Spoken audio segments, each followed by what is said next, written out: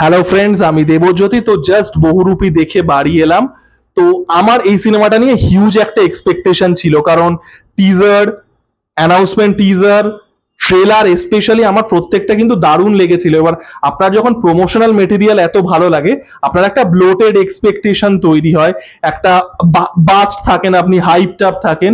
তো অনেক সময় অনেক সিনেমা কিন্তু সেটা ম্যাচ করতে পারে না, বাট বহুরূপী কিন্তু এটা ম্যাচ করতে পারে। দুর্দান্ত সিনেমা হয়েছে, ফুল অন মাস এন্টারটেনমেন্ট, এবং এই মাস এন্টারটেনমেন্টটা কিন্তু পুরো উঠে আসছে বাংলার মাটি থেকে। এটা বাংলার মাটির নিজের কমার্শিয়াল সিনেমা। এবং এই যে কেপার জনরাটা, এবার দেখুন, কেপার বা হাইস্ট, এই জনরাটা তো খুব ওয়েল এক্সপ্লোর জনরা নয় ভারতবর্ষে। এখন একটু আধটু এক্সপ্লোরেশন হচ্ছে ওটিটি আসার পরে।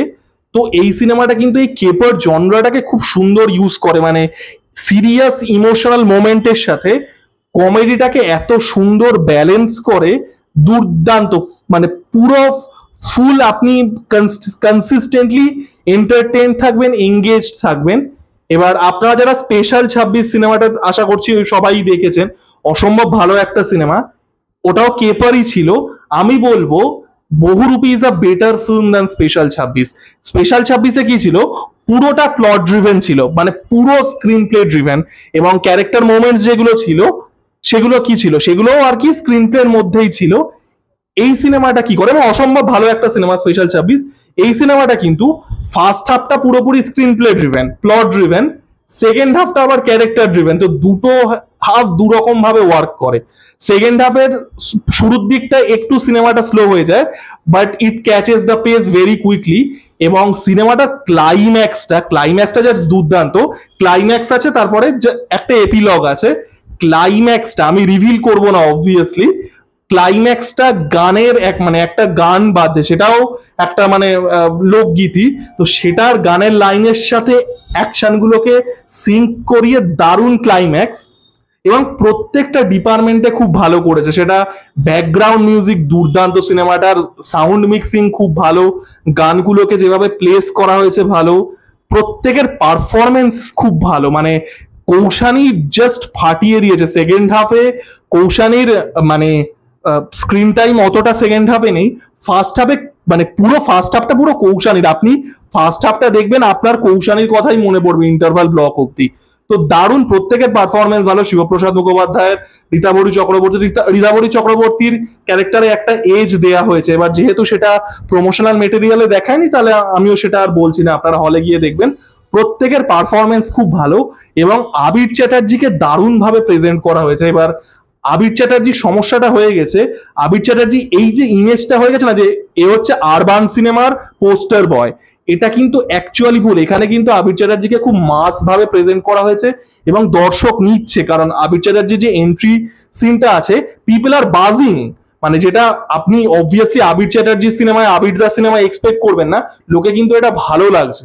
এবার আমি এটা আগেও বলেছি যে আবির দা কিন্তু খুবই বক্স অফিসে একজন ব্যাংকেবল স্টার, বাংলার বক্স অফিসের হিসাবে। এটা নিয়ে আমার একটা ভিডিও আছে। বক্স অফিসে একটা লেভেল অব্দি পৌঁছে কিন্তু গেছে আবিরদা।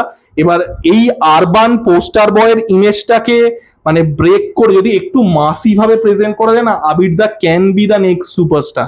এটা তো আমি এই সিনেমাটা দেখার পরে তো পুরো পরিষ্কার হয়ে গেল। তো খুব ভালো পারফরমেন্স প্রত্যেকের। কৌশানীকে আলাদা করে মেনশন আবারও আমি করব।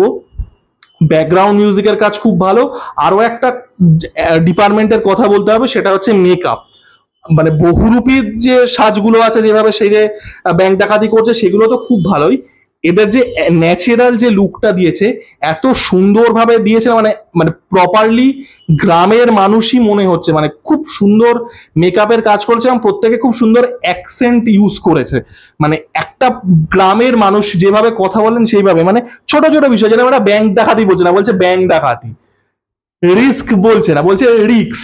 তো এরকম ছোট ছোট জিনিস খুব সুন্দর করে অ্যাকসেন্ট ওয়ার্কটা, যেভাবে ওয়ার্ল্ডটাকে দেখিয়েছে, ছেঁচড়াপুরের ইন্টেরিয়ারের এই মানুষদের জীবন খুব সুন্দর করে আপনি এই ক্যারেক্টারগুলোর সাথে কিন্তু রিলেট করতে পারবেন। এগুলো কিন্তু লার্জার দ্যান লাইফ ক্যারেক্টার না, এগুলো কিন্তু ভীষণ রক্ত মাংসের ক্যারেক্টার। ভীষণই এন্টারটেনিং। এবং যেটা বললাম যে সেকেন্ড হাফে ক্লাইম্যাক্স বা ক্লাইম্যাক্সের আগে অবধি জাস্ট ফাটাফাটি, এবং ক্লাইম্যাক্সটা ওই মিউজিকের সাথে সিঙ্ক করিয়ে জাস্ট দারুণ।